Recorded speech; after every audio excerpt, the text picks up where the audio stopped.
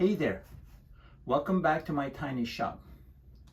A while back, I built this Japanese toolbox, a project that somehow became one of my biggest hits.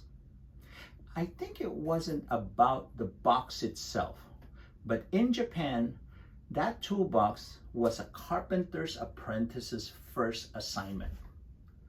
A way to learn patience, precision, and humility in the craft. When I worked there, I really came to admire that mindset. How even the simplest things were made with purpose.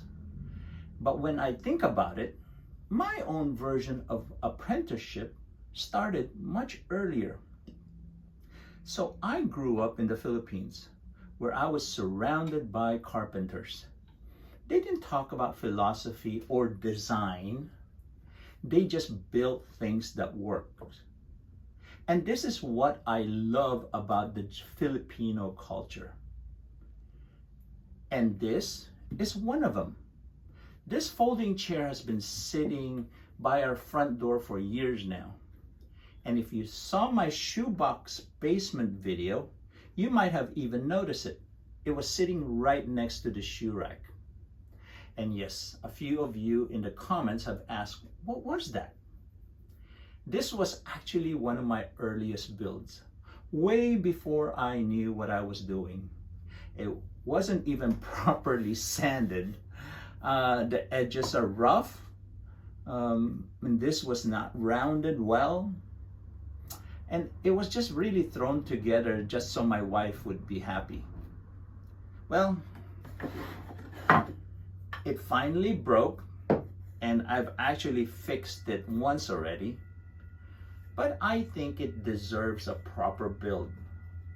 One that blends Filipino practicality and the Japanese quiet precision I've learned to appreciate. So I'm just gonna use scrap 2x4s, a single threaded rod for the hinge, and 6 screws. So maybe not as the traditional masterpiece this time, but hopefully something worth sitting on. So stick around. In the end, we'll compare the old and the new, and maybe you'll see just how much I've learned. I think that 3 years ago me would be surprised at how much better this turned out. So if you're ready to see it, let's go.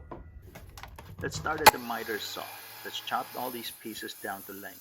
It'll make it easier to manage later. I also like to cut off the edges so they're perfectly square.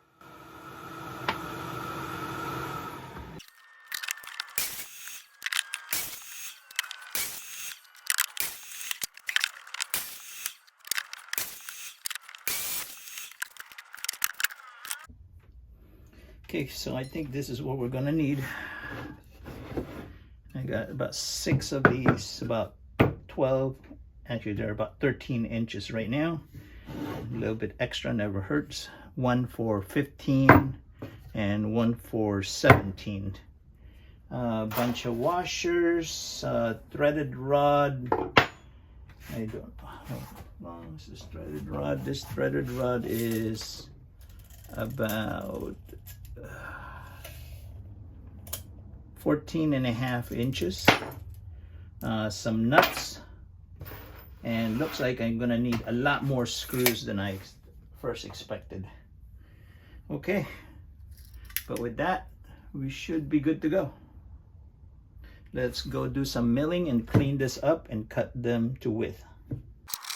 Just like always, I don't have a joiner or a planer, so I end up using my table saw to clean up the rough edges on all these dimensional lumber.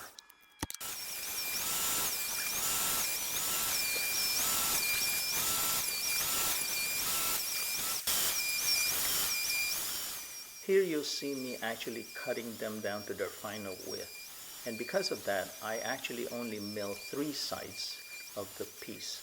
And I leave the last side to be cut off at the end of this process.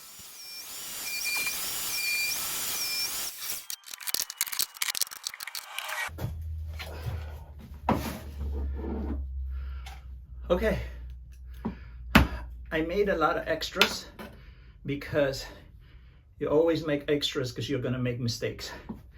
So, but all these are 1 inch and 1.5 inch dimensions. Length is different, of course, but this will be the basis of our chair. So keep going. So let's do a quick dry run of what we're trying to achieve.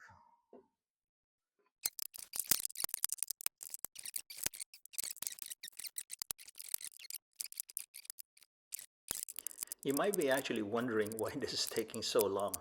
Well, I actually spent a lot of time trying to look at all the faces and matching all the wood to make sure I get all the best sides up.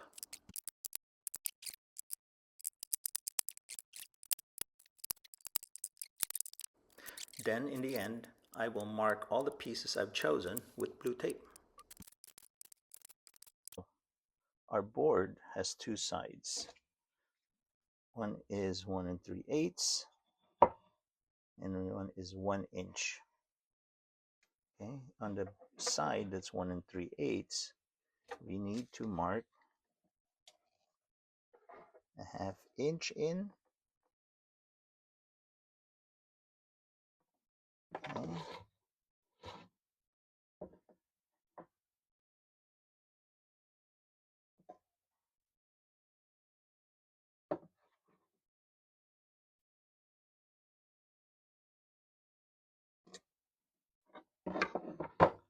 And another 1/2 inch in here.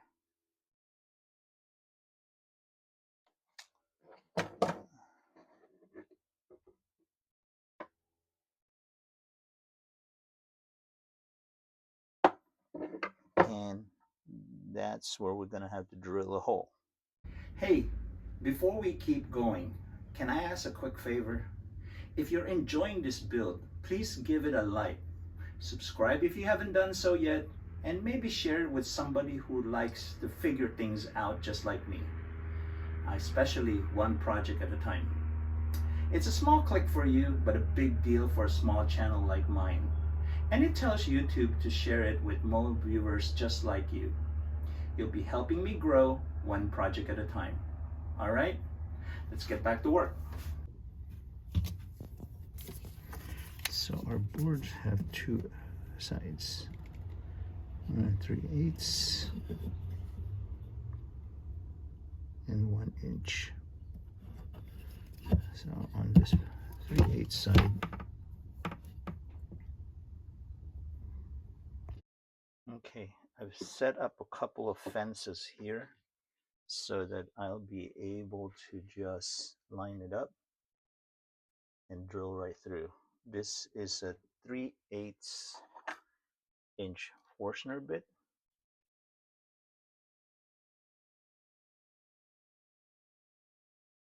3/8, close to 3/8.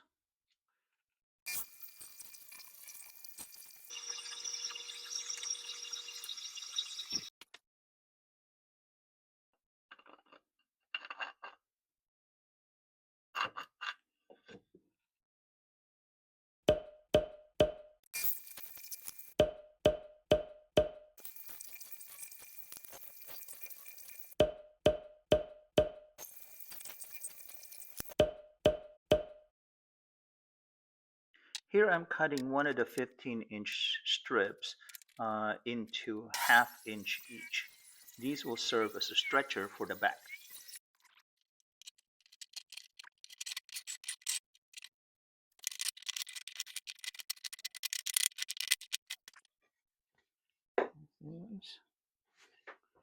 Use that for that.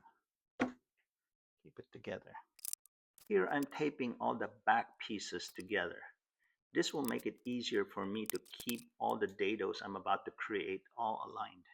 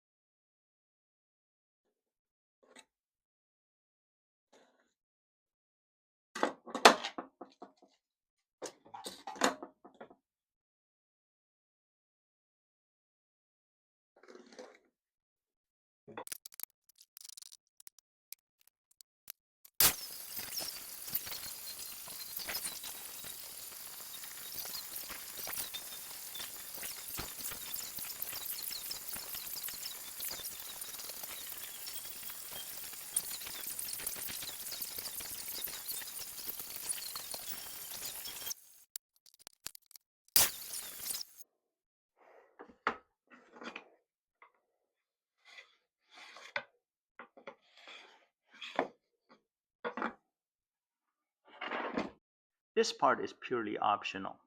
I'm going to round off the top of the back of the chair so my shirt doesn't get caught in the back.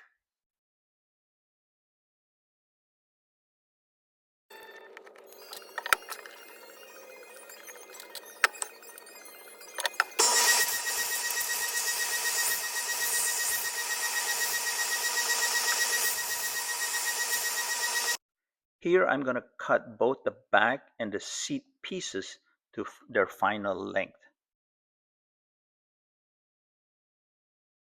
You may have noticed that I'm using a lot of blue tape on this project.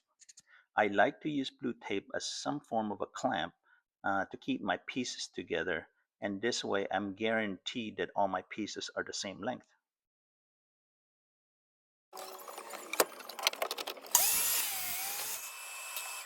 Now that we're done with the back, I'm going to be working on the seat pieces.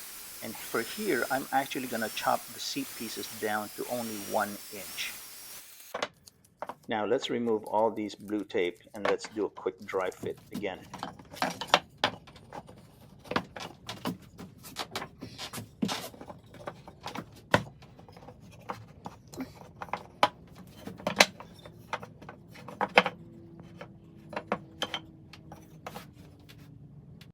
Yay, I get to use my new toy.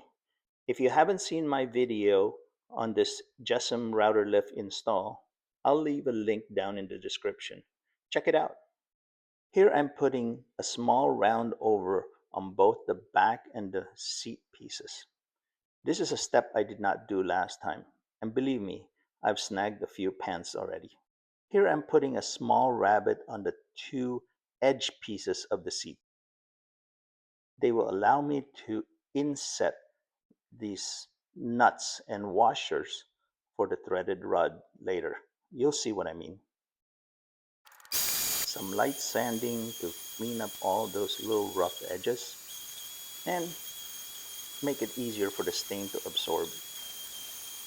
Here my iPhone somehow automatically keeps zooming in. If anybody knows how to stop the iPhone from doing this, please leave a comment below. I could use your help to figure this out.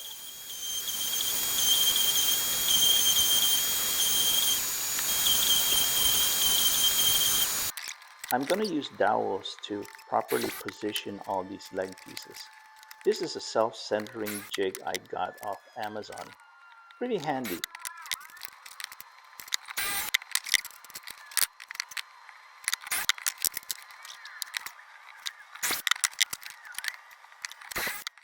Now while I like using dowels for alignment, no way I can say it's being used for strength.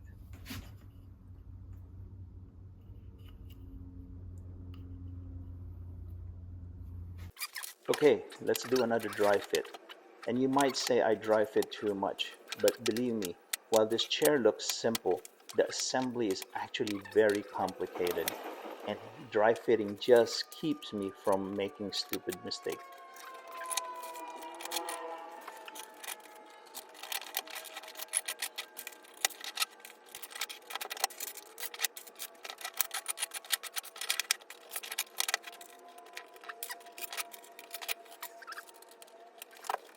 Here you're seeing how those rabbets of those end pieces accommodate the nuts.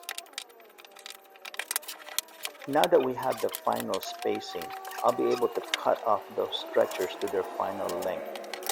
I'm also taking this opportunity to mark off where all the final dado positions will be. See that? My camera zoomed in again.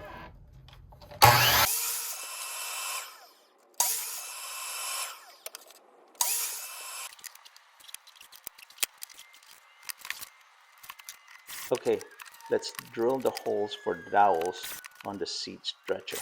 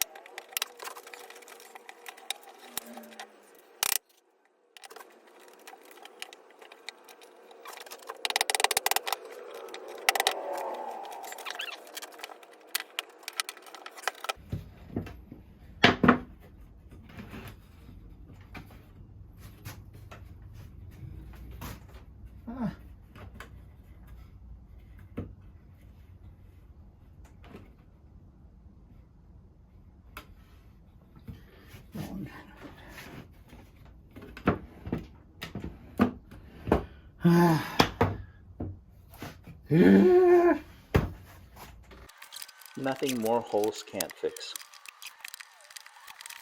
All right.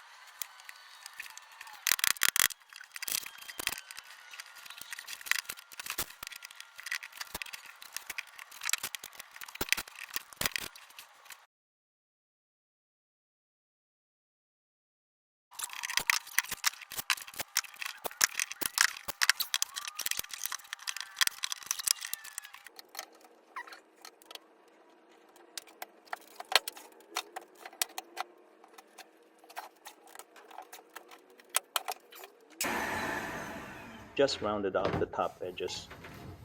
Again, another optional touch. Okay, we're in the final stretch.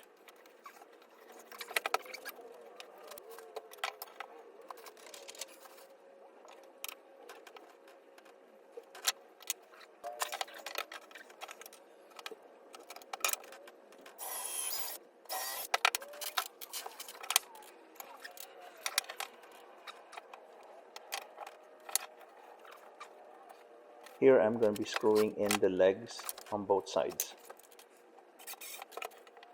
And just a note, if you're doing this, make sure that the seat is facing down.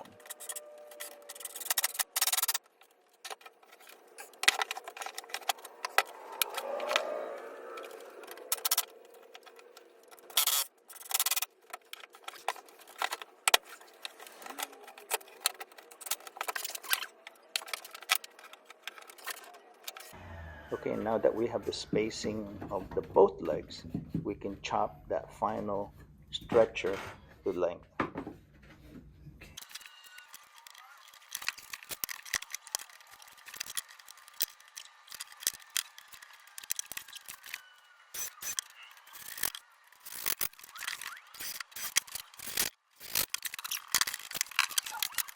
And with that, we are done.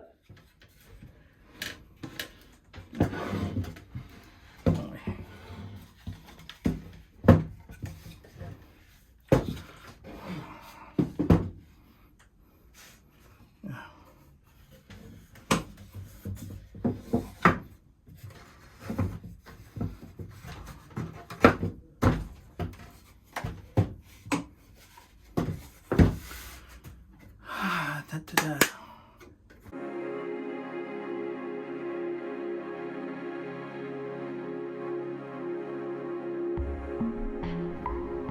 Okay, here it is, the final product. Look at how nice and flat it goes against the wall when it's not needed. But when it's needed, let me see if I can do this with one hand.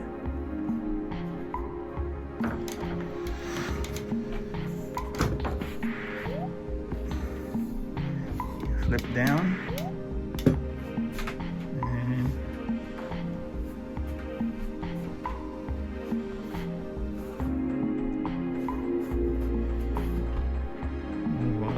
You have a chair. I'm not going to install this right now because I still have to stain it, but hopefully that gives you a good idea about how practical this chair is. Well, here it is, the new chair, and compared to the old one, I'd say the 3 years ago me would be pretty proud of how far I've come. The edges are smoother and it actually folds away like it's supposed to. It's funny, when I built that first one, I was just trying to make something that worked. But now I can see those old carpenters back home and the craftsmen I met in Japan, they were really teaching patience, purpose, and taking pride, even in the little simple things like the rounded corners and the smooth edges. If you enjoyed this build, please give a quick like. It really helps the small channel grow. And if you want to see more projects like this, click on one of these other videos of mine. You'll find the Japanese toolbox I mentioned earlier, and even that shoebox basement everyone was asking about. Thanks for watching, and I hope I see you again next time. Goodbye.